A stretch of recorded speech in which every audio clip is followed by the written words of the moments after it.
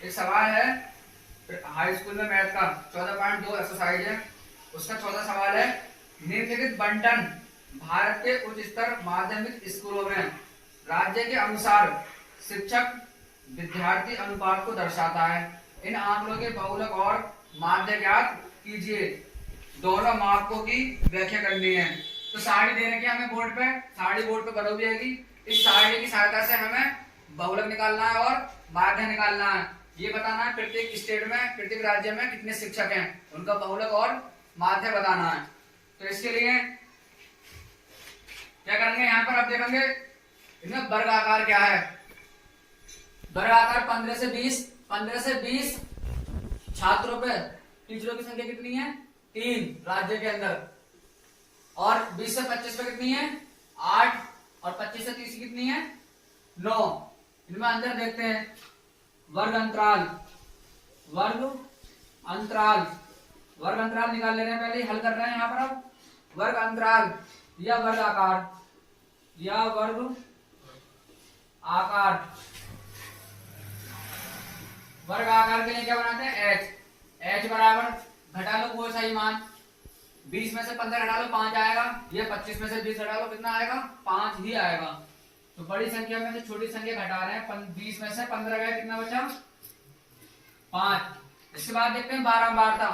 बारंबारता इसमें देखेंगे, बारंबारता होती है जो सबसे ज्यादा संख्या होती है, सबसे बड़ी संख्या जो सबसे ज्यादा बार हो। तो 15 से 20 तक के जो विद्यार्थियों की संख्या है, उनपे जो एक टीचर है, ऐसे राज्य कितने हैं, 3। और जहां पर विद्यार्थियों की संख्या 20 से लेकर 25 तक है, एक टीचर पे 20 से लेकर 25 विद्यार्थी हैं, 25 छात्र हैं, ऐसे राज्यों की संख्या कितनी है, 8 है। तो यहाँ पर सबसे ज्यादा जो बारंबारता है वो कितनी है, 10।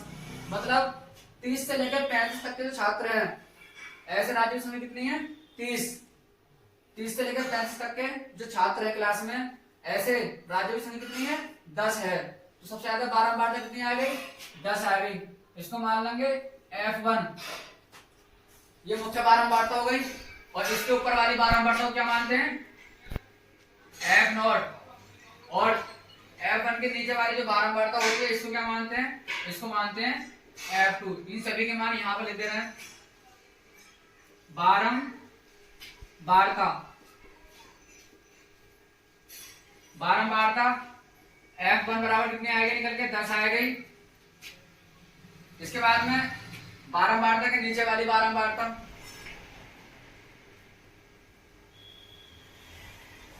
बारंबारता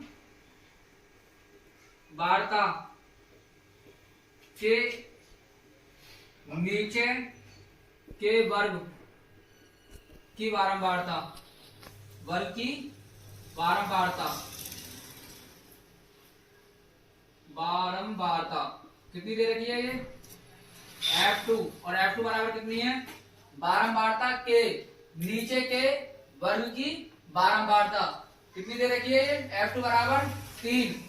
ऐसे निकालेंगे बारंबारता के ऊपर के वर्ग की बारंबारता, बारंबारता के ऊपर के वर्ग की बारंबारता, बारंबारता ये कितनी है, F0 बराबर कितने निकल कर आ गई ऊपर, ये आ गई। मुख्य बारंबारता कितनी है, 10। 10 के सामने वर्ग अंतराल कितना है, 10, 35। मुख्य बहुलक कितना है इसका, 30 से 35। बारंबारता, बारंबारता, बारंबारता 10 के सामने का बहुलक, बारंबारता 10 के सामने का बहुलक। 10 के सामने का बहुलक कितना दे रखा है यहाँ पर, जो संख्या है 30 से 35 है, 30 से 35 है। अतः बहुलक वर्ग की निम्न सीमा, बहुलक वर्ग की निम्न सीमा, निम्न सीमा के लिए मानते हैं L1। निम्न सीमा L1 बराबर क्या हो जाएगा, 30। अब निकालेंगे इधर बहुलक वर्ग की उच्च सीमा। बहुलक वर्ग की उच्च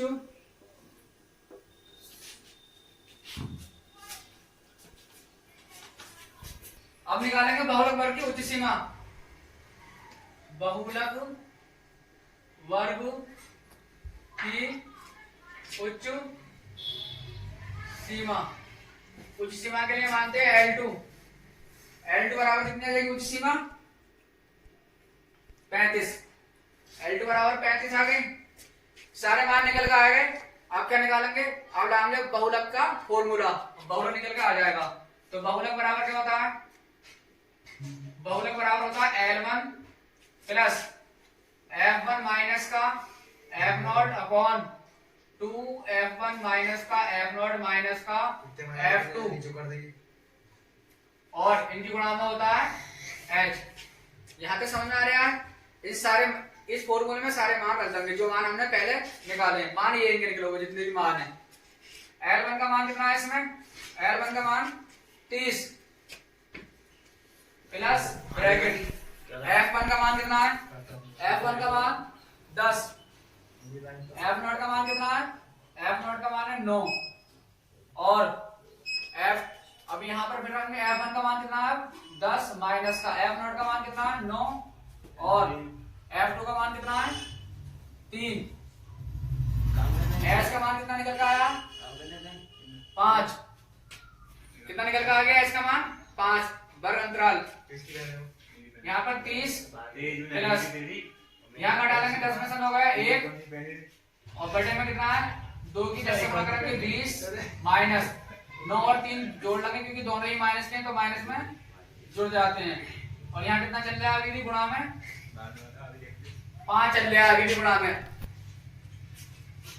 इसके बाद में 30 प्लस 1 की 5 से गुणा कर देंगे 5 आ जाएगा और बटे में 20 में से 12 है तो कितने बचे? 8 बचे। अब यहाँ लिख देंगे 30 प्लस 5 को भाग करेंगे 8 से तो 5 में भाग होगी नहीं तो क्या करेंगे यहाँ पे 0 पॉइंट लगा देंगे। अभी हो जाएगा 50। 50 में 8 कितनी बार जाएगा? 6 बार। 8 छंग 48 बचा कितना? 2 पॉइंट लगा 20 हो जाएगा तो 8 दूनी 16।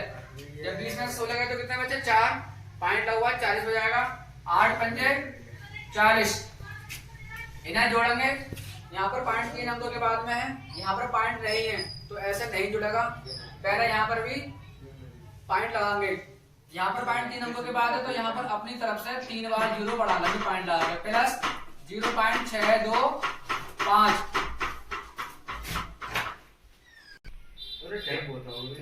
ये कितना कर लिया हमने? 3.000 प्लस 0.625। इन्हें अब जोड़ लेंगे। जोड़ेंगे कैसे? 5 और 0 5, 2 और 0 2, 6 और 0 6। पॉइंट है यहाँ पर तो 3 के बाद, यहाँ भी 3 के बाद है तो 3 के बाद लगा देंगे पॉइंट। 0 और 0 0 और 3 ऐसे आ जाए क्योंकि यहाँ पर कुछ भी नहीं है। ये 30.625 किसकी संख्या निकल कर आ गई है? ये संख्या निकल कर आ गई बच्चों की। 30.625 बच्चों की संख्या आ गई। कितने बच्चों पर एक टीचर है?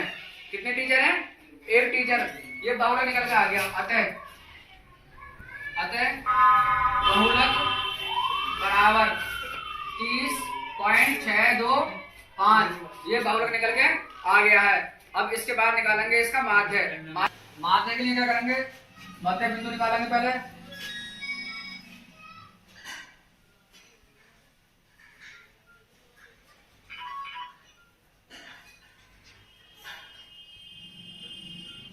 मध्य बिंदु मध्य बिंदु मध्य बिंदु क्या होता है?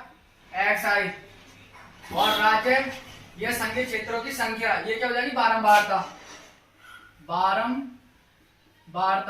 बारंबारता के लिए क्या मानते हैं? माध्य के लिए FI। इन्हें हटा दो। अब FI मध्य बिंदु और ये क्या हो जाएगा? विचलन। विचलन क्या होता है? विचलन होता है DI बराबर XI माइनस का A। और यहां पर क्या निकल कर आएगा? यहां पर निकल कर आएगा डी आई, इतनी चीजें होनी चाहिए। साथ में योग भी पता होनी चाहिए। योग निकाल लेंगे। योग क्या होता है? एफ आई, इनकी गुणा करके योग निकालेंगे। Summation F I D I बराबर, तो पहले निकालेंगे मध्य बिंदु। मध्य बिंदु के लिए क्या करते हैं, जो प्रति शिक्षक विद्यार्थियों की संख्या दी हुई थी 15 और 20, इनका आधे के लिए क्या करेंगे, 15 और 20 को जोड़ लेंगे। 15 और 20 कितने होते हैं? 35।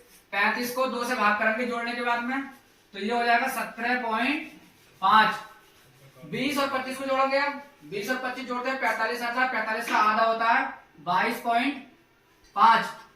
इसके बाद में 25 और 30 को जोड़ोगे, 25 और 30 होते हैं 35, और 35 का 55 का आधा कितना होता है? 25 और 30 को जोड़ते हैं कितना आएगा? 55, और 55 का आधा 25 और 30 को जोड़ेंगे कितना आएगा? 55, और 55 का आधा कितना होता है? 55 का आधा होता है 27.5। अब ऐसे 30 और 35 को जोड़ेंगे, ये हो जाएगा 65, और 65 का आधा कितना होता है? 32.5। यहाँ पर हम देख रहे हैं सभी में कितने का अंतर आ रहा है? 5 का आ रहा है। तो अब कितना आ जाएगा? जब 32 में 5 जोड़ेंगे तो ये हो जाएगा 37.5, और ये कितना हो जाएगा? ये हो जाएगा 42.5, और ये हो जाएगा 47.5, और ये हो जाएगा 52.5, क्योंकि 50 को और 55 को जोड़ेंगे 105 आएगा। 105 का आधा कितना होता है? 52.5। इसके बाद में हम निकालेंगे कल्पित माध्य। कल्पित माध्य मतलब ए का मान निकालेंगे। ए का मान इनमें से देखेंगे जो मध्य बिंदु है, तो जो ए का मान होगा वो होगा यहाँ पर। सबसे अधिक बारंबारता कितनी है इसमें? 10। सबसे अधिक बारंबारता कितनी है? 10। 10 के सामने का जो मध्य बिंदु होगा उसके ऊपर वाला जो मान होगा वो क्या होगा? ए का मान होगा। कल्पित माध्य होगा ए। जो बारंबारता मेन बारंबारता उसके सामने का जो मध्य बिंदु है उसके ऊपर वाला जो मान है वो क्या है? कल्पित माध्य है। ठीक है, लिख दे रहे हैं यहाँ पर माना प्रति शिक्षक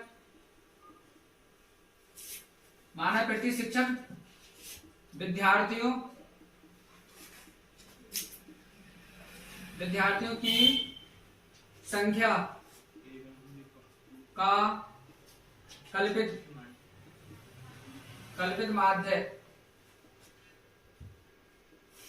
ए बराबर 27.5 है, ये मान लेंगे। ठीक है, अब ये मानने के लिए यहाँ पर अब निकालेंगे विचलन। विचलन में क्या करते हैं? एक्स आई माइनस का ए। एक्स आई कितने आए? ये वाला 17.5। 17.5 में से 17.5 में से घटाएंगे इसे 27.5 को, तो घटाओ 27.5 ज्यादा है इसलिए क्या करेंगे? ऊपर वाला मान घटाएंगे। 5 में से 5 गया, क्या बताए यहाँ पर? 0, पॉइंट लगा दो। 7 में से 7 गया 0, और 2 में से 1 गया तो 1 बचा। लेकिन हमने 27.5 घटाया था, 27.5 घटा रहे हैं तो ये माइनस का हो रहा है, तो चिन्ह कौन सी संख्या का आता है? बड़ी संख्या का आता है। ऐसे ही 27.5 को आप घटाएंगे 22.5 में से, 22.5 छोड़ा है इसलिए क्या करेंगे? 22.5 घटाएंगे 27.5 में से, और चिन्ह आ जाएगा बड़ी संख्या का 27 का माइनस वाला। तो 5 में से 5 गए, कितने बचे यहाँ पर? 0, पॉइंट ऐसे लगा देंगे। 7 में से 2 गए तो 5 बचे, और 2 में से 2 गए तो कुछ नहीं बचा। 27.5 में 27.5 घटाएंगे तो कितना आ जाएगा यहाँ पर? अब 0 0 लगा दे रहे हैं ऐसे। अब 27.5 घटाएंगे 32.5 में से, तो ये कितना आ जाएगा? 5 में से 5 गया, कितना आएगा यहाँ पर? पहले 0 आएगा, पॉइंट। अब 2 में से 7 नहीं जाएगा, 1 इधर दे दिया 12, और 12 में 7 गया तब 5 आएगा। अब यहाँ कितना बचा? 2 में से 2 गया तो यहाँ पर कुछ नहीं बचा। ऐसे 37.5 में से घटाएंगे 27.5 को, 5 में से 5 गया तो क्या बचा यहाँ पर? 0, पॉइंट लगा देंगे। 7 में 7 गया तो 0 बचा, और 3 में से 2 गया तो कितना बचा? 1 बचा।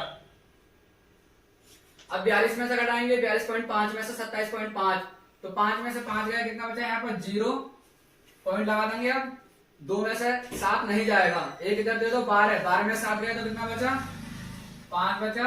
अब यहाँ कितना है? 3, और 3 में से 2 गए तो कितना बचा? 1 बचा। इसके बाद में अब 27.5 में से घटाएंगे 27.5 को, 5 में से 5 गया तो क्या बचा यहाँ पर? 0, पॉइंट लगा देंगे। 7 में से 7 गया, 0 बचा, और 4 में से 2 गया तो कितना बचा, 2 बचा। अब 52.5 में से घटाएंगे 27.5 को, 5 में से 5 गया, क्या बचा यहाँ पर 0 पॉइंट ऐसे लगा देंगे, एक इधर दे देंगे 12 में से 7 गया तो कितना बचा 5, यहाँ कितना है, एक हासिल में चले गया तो 4 में से 2 गया तो कितना बचा, यहाँ पर बचा 2। ये मान निकल कर आ गए।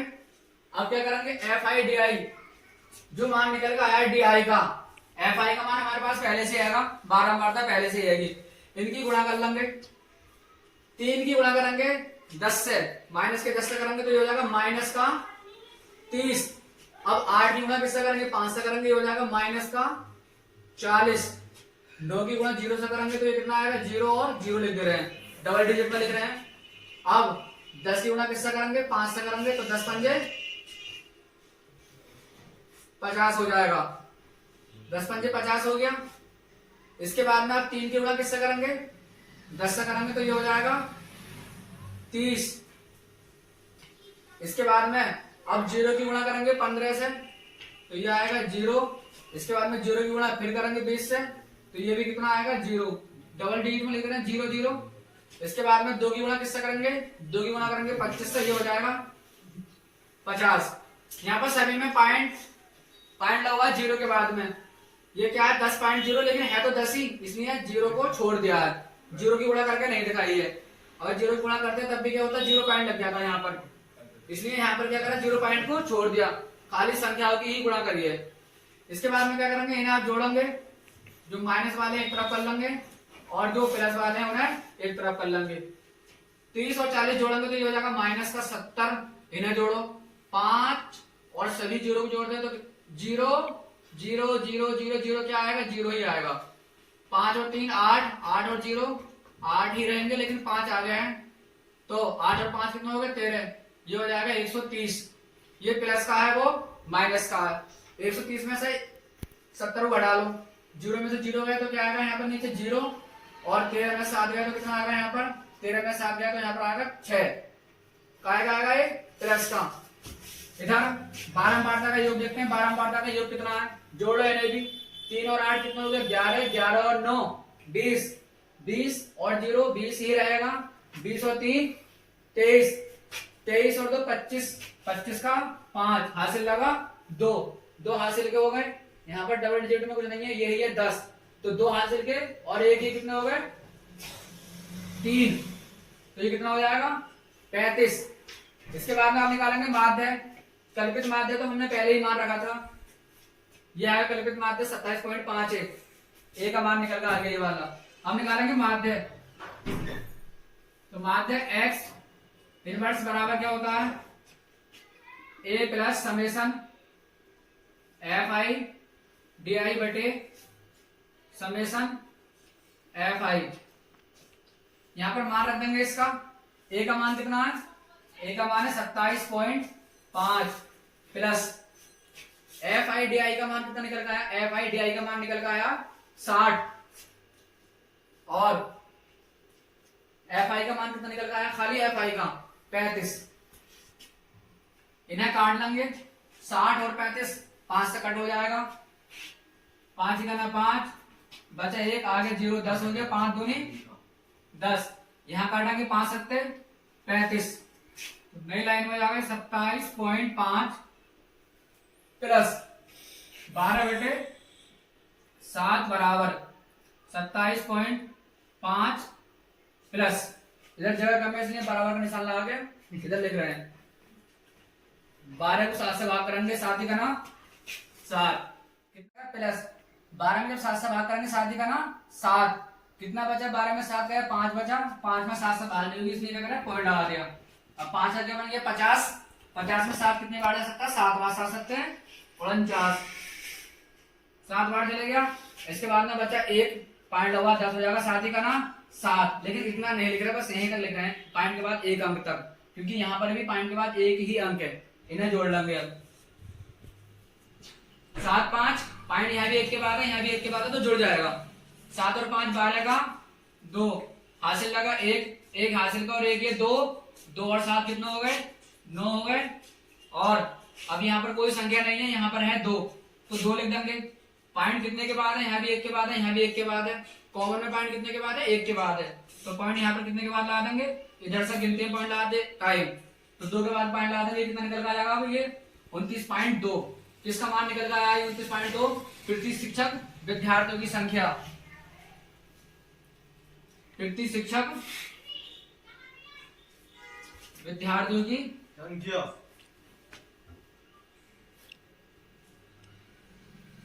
विद्यार्थियों की संख्या।